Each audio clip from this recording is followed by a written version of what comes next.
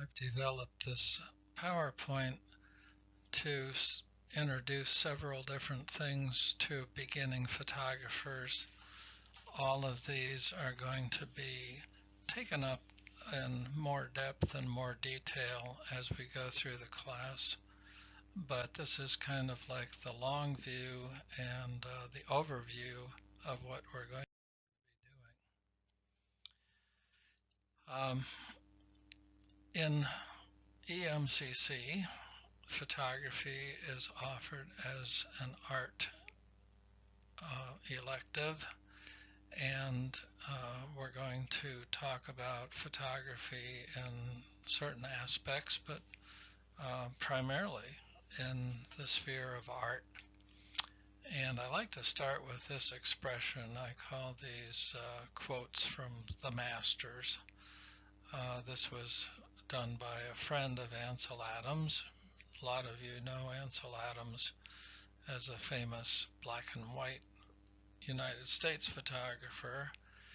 Um, he was from the West Coast, and we also had a fellow by the name of Edward Weston, who was in his same group. And this quote is attributed to Edward Weston. So in my art history classes, we can talk for days about why people make art, what is it in the human being that creativity seems to bubble up and make certain people want to make art. Edward Weston felt that the more you grew on the inside, the easier and the more types of art you could create on the outside. So personally, I'm a believer in lifetime growth, and I love this quotation. So hopefully you'll grow on the inside and your art will keep up with it.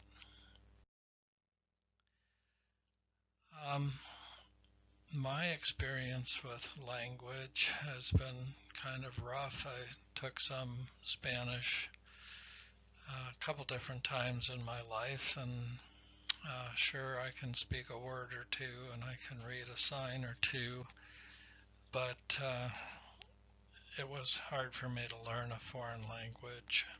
I learned a little German when I was serving overseas, and again, while I had immersion, I was able to get around. But photography is a language, and one of the nice things about it is that it can cut across cultures. If you look at a picture by a French photographer, it's going to talk to you. If you look at a picture by an African photographer, it's going to talk to you. And even though you don't speak the language of the culture, um, it's a non-verbal type of communication. And that final point there is something that you've probably heard from day one of school. A picture is worth 1,000 words. And if we take our picture the right way, they can even be worth more than 1,000 words. So why is photography confusing? Well, if you go to a major university, you can become a photographer in the journalism department, and you would be studying how to use a camera and how to record the news. You might drop in on the science department, maybe biological sciences, and you can study photography as an extension of scientific investigation. It's a great way to record things.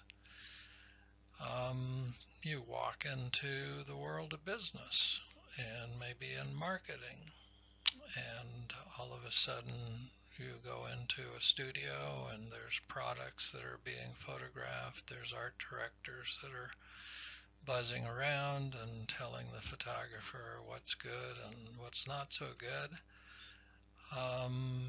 Go down to the police department and you'll hear about forensic photographers taking pictures of crime scenes, taking pictures that are going to be used as evidence in a courtroom.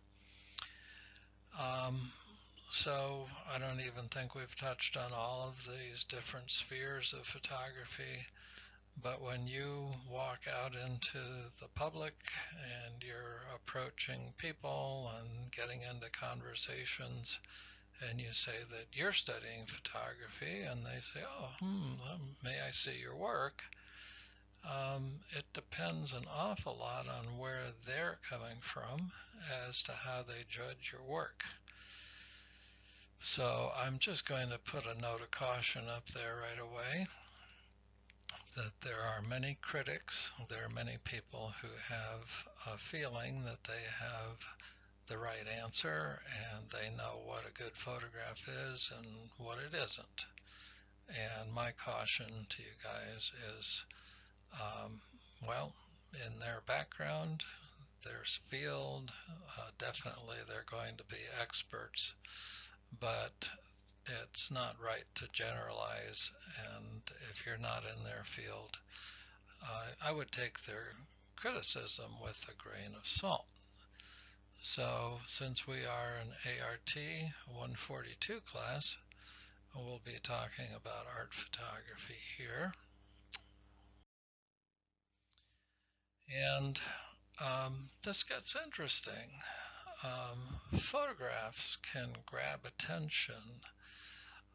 Photographs can be subject-based, and that's kind of where the picture, the camera is a time trap, and it traps an image, it traps something that your eye is seeing, and the subject matter can tell a story, and the story can be interesting. It's what I call a literal photograph.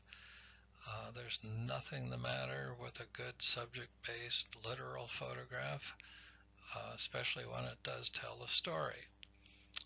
And certain people, like judges at the state fair, they might look at a photograph and see a story, and they might hang a blue ribbon on it.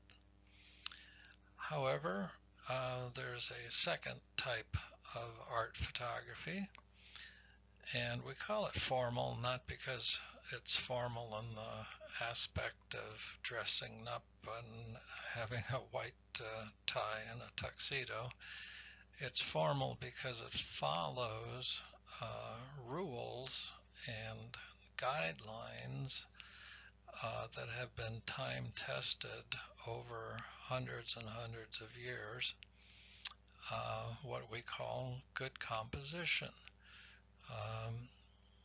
It's sometimes abstract in nature.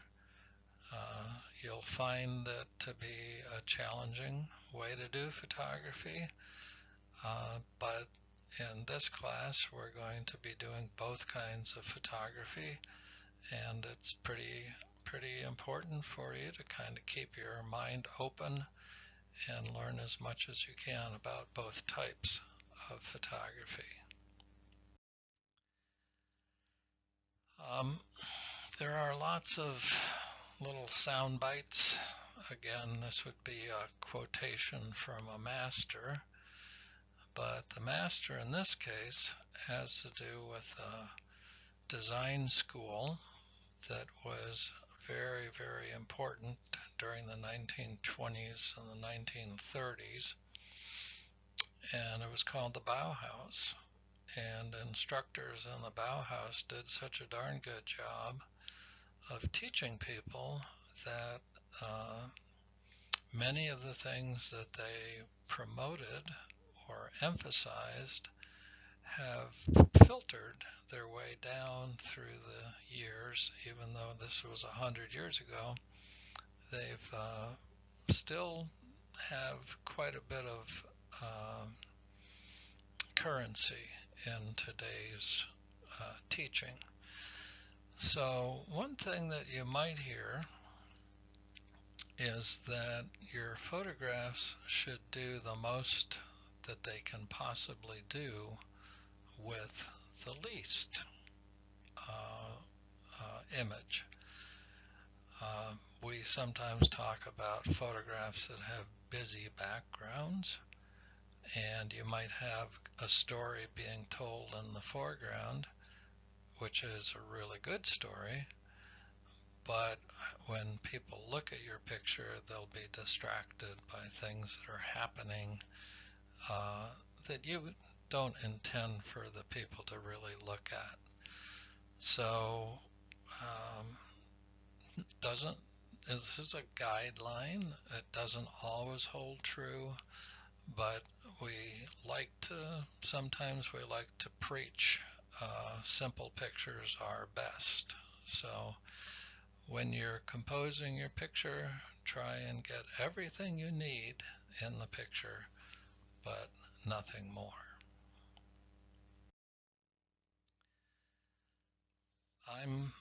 Personally, I like to write, and I do kids stories, and a lot of times uh, instead of picking up a camera or drawing with graphite and paper, sometimes I'll pick up a writing tablet and I'll try and put down a poem. And when a writer moves into the realm of poetry, they're doing double duty, usually double duty, maybe even triple duty, in the fact that as you read a poem, you read the words and there's one story, and then as you reread it and you think about what the words are saying, you realize that the poet is actually saying another story. And when the two stories mix and mingle, it's kind of like choral harmony in a beautiful musical presentation. The two meanings kind of mix and mingle together, and you end up with something that's even better than one or the other. And it would be wise for you to think about a photograph as having that same kind of potential, that when you frame a picture, when you find the subject matter and you look at it, not all the time. I mean, sometimes we love snapshots. We don't care about art at all. We just want to record a memory.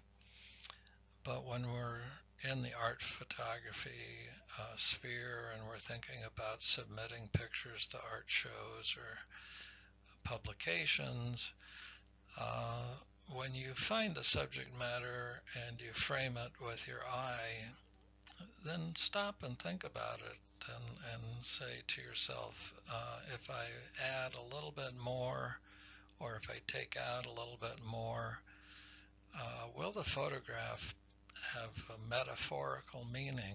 Can it stand for something? Could it symbolize something else that we're going on here? So in this picture, I think what we're doing is looking at an archaeological dig that's happening right in downtown someplace. And on one level, it's very literal, and we're seeing that there's three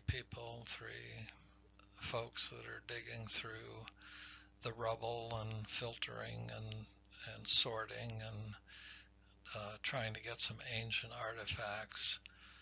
And on another level, we're talking about this idea of antiquity. We're talking about the idea that all of the above ground, all of the stuff that we see as our reality is actually built upon something that's much, much, much older, and something that in certain ways has become invisible to us, and yet when we dig down a little bit into the earth, we can find evidence of ancestors and what our ancestors were doing. So, poetry, photography is like a poem.